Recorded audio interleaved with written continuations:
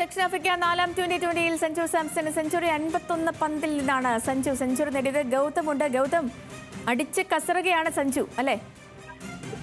തീർച്ചയായിട്ടും സേജി, ഏറെ ആവേശകരമായ മത്സരം പുരോഗമിച്ചുകൊണ്ടിരിക്കുകയാണ്. നാലാം മത്സരം ഇന്ത്യക്ക് ഏറെ അഭിമാനകരമായ ഒരു മത്സരം കൂടിയാണ്. ഈ മത്സരത്തിലാണ് ഇപ്പോൾ മലയാളി താരം കൂടിയ സഞ്ജു സാംസൺ സെഞ്ചുറി തികച്ചിരിക്കുന്നത്. ഈ ടൂർണമെന്റിലെ രണ്ടാമത്തെ സെഞ്ചുറിയാണ് സഞ്ജു പൂർത്തിയാക്കുന്നത്. ഒരുപക്ഷെ ഇന്ന് കളിക്കാൻ ഇറങ്ങുമ്പോൾ തന്നെ പൂർണ്ണമായ ആത്മവിശ്വാസത്തിൽ ആക്രമിച്ച് കളിക്കുക എന്ന ഒരു നിലപാടിൽ തന്നെയായിരുന്നു സഞ്ജു എന്ന് നമുക്ക് തുടക്കം മുതൽ തന്നെ കാണാൻ പറ്റും. അതോടുകൂടി തന്നെ ഈ മത്സരം ഇപ്പോൾ പുരോഗമിച്ചുകൊണ്ടിരിക്കുമ്പോൾ തിലക് വർമ്മയും സെഞ്ചുറിയുടെ സമീപത്തെത്തിയിരിക്കുകയാണ്. തിലക് വർമ്മ സെഞ്ചുറി നേടുകയാണെങ്കിൽ അത് മറ്റൊരു ചരിത്രമാകും. T20 മത്സരത്തിൽ ഒരുപക്ഷെ രണ്ട് ബാറ്റ്സ്മാൻമാർ സെഞ്ചുറി നേടുന്ന ഒരു അപൂർവമായ നേട്ടം.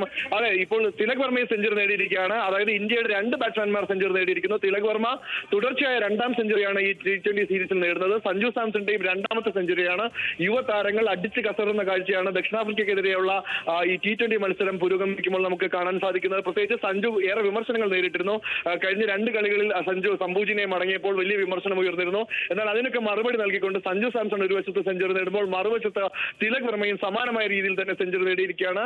ദക്ഷിണാഫ്രിക്കയ്ക്കെതിരെയുള്ള നാലാമത്തെ T20 മത്സരം അത് ഏറെ ആവേശകരമായ മത്സരമായി മാറുന്നു.